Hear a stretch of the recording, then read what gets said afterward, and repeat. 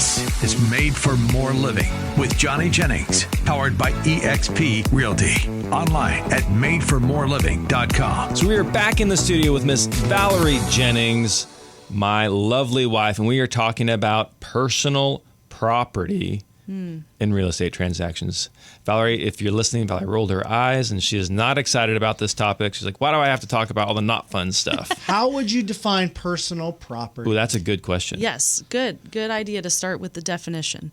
So it's anything that's not affixed to the house or part of the property. So like a tree that is buried in the ground out in the front yard or the backyard, that's part of the property.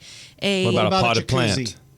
That is personal property. A jacuzzi? Yeah. Okay. Unless it's like in the ground. If it's like one of those like pool spa combos. Even if it's wired into the house? Yeah. Personal property. Interesting. That's why there's a box for that to be checked on the RPA. She's nodding her head. Yeah. Yep. But potted plants? What about potted plants? Personal property. Even if they're like sitting on a drip system that you've installed and plugged into the house. The drip system is part of the house. The potted plant is not. Okay. What about chandeliers? Part of the house. Yeah. It's installed. It's what about like TVs? Not part of the house. No. Well, what about the mounting brackets? Part of the house. Oh my gosh. Yeah. See, it gets it's very nuanced, convoluted. Yeah. But like if you've installed a reverse osmosis system in your water, like to help with if you've got rough well water or something, right? That's part of the house. You've installed it into the water system. You can't just pull out your reverse osmosis and take it with you when you leave. Mm-hmm. So, but where this gets interesting is where the seller may want to leave behind some furniture, like, for example, a huge area rug that takes over this entire living room, and it was made custom for that living room to cover the floor, right? Well, the buyer's like, great, I'd love to keep the rug because it works perfectly in this house, and I don't want to have to buy a new one. The seller doesn't want the rug either, but now we're stuck with what's the value of that? And I become a furniture salesman, which is not my job.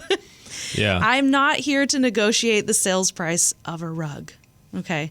So this is why I always like to keep personal property out of the deal, because we're here to negotiate on the sale of the house. Anything that's structurally related to the home, that's what the realtor is there to negotiate. So if you want the rug, ask the seller directly. And here's why. So if you're thinking, like, oh, that's kind of snarky. That's not nice for. Why doesn't Valary just help them out? Right. Mm-hmm. The problem is, like, all of a sudden, what you think is it's just a rug. It's not a big deal. All of a sudden, the personal property becomes a big deal. You're talking about a $500,000, $600,000, $700,000 house, and now we're arguing over a $2,000 rug, and this is going to make or break the transaction. Like, let's keep your eye on the prize. Do you want the house? Do you not want the house? Right. The rug wasn't even part of this conversation until now, 15 days into it, when the seller offered it up. And what if the house needed a new roof, right? So now you're dealing with potentially $15,000 repair that the house needs, and you go to the seller and say, well, I'll give you $1,000 for your $2,000 rug, and I also want a $15,000 credit for the new roof. So now you've muddied the waters, because as a buyer's agent has to go to the seller and try to sell both of those things. And the seller is going to be like, no, I'm not selling you the rug for 50% of what it's worth.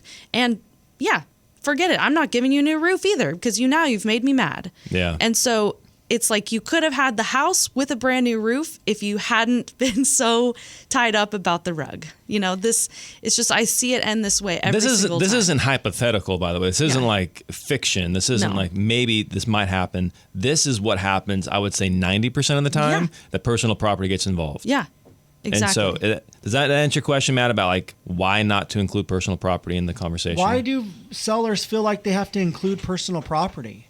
Seems like a given. No, you got to get rid of everything. Sometimes they don't know. They don't know what's included, what's not included. Like, for example. Well, if I was their agent, I would say, okay, just to let you know, this is personal property, and if you're selling the house, we're not going to do any negotiating. It's going with the house. And the price is all inclusive. You either take this or leave it, but the price is all inclusive. We're not doing any negotiations. So how I typically handle it with sellers, so how Valary and I work is I'll typically meet them first.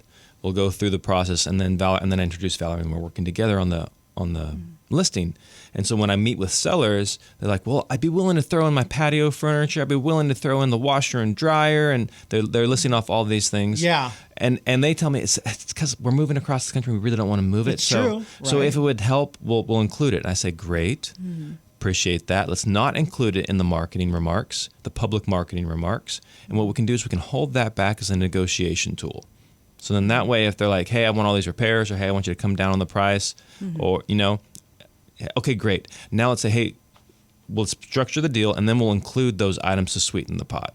Yeah, Right. And but so then- again, I hear what Valary's saying is we don't want to go through all those extra But 9 times- negotiations. For me, I'd be like Valary. It's like it's either all or nothing. We're let's decide right now. We're not going to go into okay, the furniture is included, but we don't want the appliances, or maybe we want the appliances, but we don't want that particular Yeah. chair. I'd be like, Every time, hey, though? let's make this simple. It's either you want include it or don't include it. Every time I have that conversation, it never comes up again.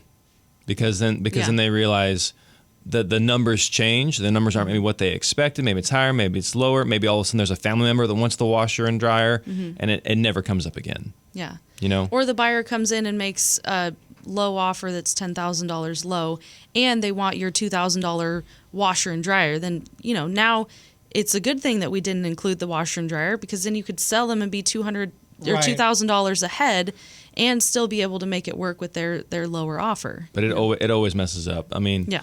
the Valary sold, where was it in Granite Bay that she sold one not too long ago? Los Sagos. So she sold one. The buyer wanted everything. Like Yeah. they wanted everything. It turned into a huge point of contention, right? Yeah. Oh, really? Yeah. Because the sellers were like, well, we want to give you everything, but we think it's worth, say, for example, $20,000, right? And she's like, well, I was only prepared to give you $8,000 for all of it. Like, it's not that nice, or it's not really what my Sure. taste is, And- right? And the seller always thinks And- it's worth more than what the buyer does. Yeah, right? and then the seller's like, well, I might as well just sell it then and make more money selling it to someone else. And so it's just this whole back and forth thing. And The sellers Yeah, are always I- like, this is the what good- I paid for it. And the buyer's like, well, I could get it don't on care. Facebook Marketplace for much cheaper. yeah. See, this is why I'm not in real estate. I couldn't Yeah. tolerate that kind of back and Yeah. forth. I'd be like, It's not come my on, favorite thing yes or either. That's no? why I pass it off to Val. I'm like, Val, Val, can you help me out with this? I'd be like, okay, we're either including everything and this is the price or not. We're not going back and forth on all the knickknacks and different things. And it really doesn't It's like, benefit come anybody. on. Let's just focus. If you want to do a yard sale, why don't you have a yard sale after the home is sold, and then you guys can negotiate on what you want to pay for each item at the yard sale. Yard sale, estate sale. Just Just don't figure worry it out about then. it. Figure it out then. Yeah. If the buyer wants to buy this and then wants this included, okay, then this is what it is. But we're not going to do all this back and forth. Just let's establish it from the get-go, so Yep. we don't have to. It's I don't know, way that's just cleaner me. that way. That's why I'm not good at that. That's why you're now a political talk show host. Right, there you go. You don't like controversy. So when Yeah, right. when we come back, we're going to be talking about an incredible story that Valary has. It includes a rickety bridge and marijuana. Okay, let's try and figure this out together. So you want to sell your home. Maybe you want to move out of state. Maybe you're retiring and you want to downsize. You want the most money possible for your home, but you want to sell it fast. Did you know that our friend Johnny Jennings with Made for More Realty, he can get you at least 3 cash offers. And again, it's not just him. He's got an entire team. They can get you at least 3 cash offers on your home in as-is condition. What does that mean? That means no showings, no open houses, nobody coming through your home and looking at your personal stuff, no need to do organizing and cleaning, no need to do those costly home repairs. Just 3 cash offers guaranteed on your home in as-is condition. How do you know Johnny Jennings can do it? How do you know you can trust this team? Well, one, they've been voted number 1 team in Roseville for the past 3 years. Number 2, they have almost 1,000 5-star Google reviews. And they sell homes, it's proven, 27% faster than everyone else on the market. They sell them for a higher purchase price. So if you're curious, what can Johnny Jennings do for us when it comes to selling our home? Reach out, just Google Johnny Jennings with Made for More Realty and get more for your home.